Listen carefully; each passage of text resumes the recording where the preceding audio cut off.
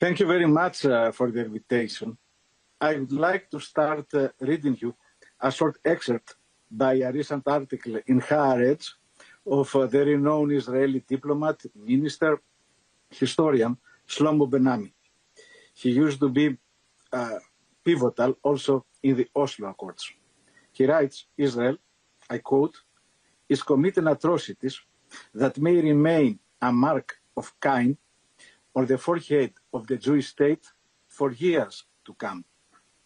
Is it possible that the people who endured the Holocaust are now committing the most heinous of crimes, genocide, against their neighbors? I understand, of course, the question as rhetoric. Already Francesca presented us the hard numbers about the ongoing online, before the eyes of all the world, genocide in Gaza. The civilian victims, of whose the vast majority, more than 75%, are women and children. Mary and Irene presented us other dimensions of this tragedy, the fate of the freedom of expression, journalism, the fate of the human rights defender. But there is another victim besides the crimes committed in the West Bank, the genocide in Gaza.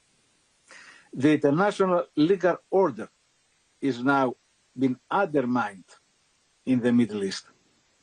There is an unraveling pattern of unlawlessness by the multiple attacks of Israel against almost all its neighbors, and also some of non-neighboring states, like Iran and Qatar. The recent attack of Qatar was without precedent exactly because killing members of negotiating teams go against diplomatic patterns that have been founded even in the ancient times, in classical Athens or Rome. By this attack, Israel clearly undermined one of the few credible avenues to prevent further destruction, release the hostages, and open a path to peace. But this goes beyond that. All these attacks have, as I said, the explicit or tacit support of the United States. The impunity that these acts entail, the lack of accountability, the selective application of international law, weaken the credibility of the United Nations, undermine multilateralism and the international post-world order based on the United Nations Charter and the human rights system of law. Such actions, it's clear that wither distrust, erode international norms, and encourage impunity. We have heard the European leaders saying that Israel is doing the dirty job for all the West. If we accept this mentality, we create the conditions when further human rights violations in the future are going to become the new normal. We know what we should do.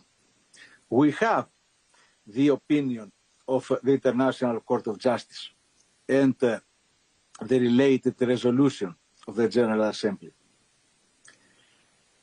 These constitute now norms of international law that must be implemented with a first evident step: stop of selling any kind of arms to Israel. Immediate ceasefire. The aid to reach without any hindrance all of Gaza population. And it should be clear that in the future, only Palestinians should rule and administrate Gaza. A Gaza resort without its citizens, it's a dystopian nightmare. And of course, this must be only the first step towards a full sovereign Palestinian state. It is clear that we cannot have peace without justice. And now it is on us, the whole humanity, not just to follow passively in our screens the genocide, but put a stop to it. Thank you.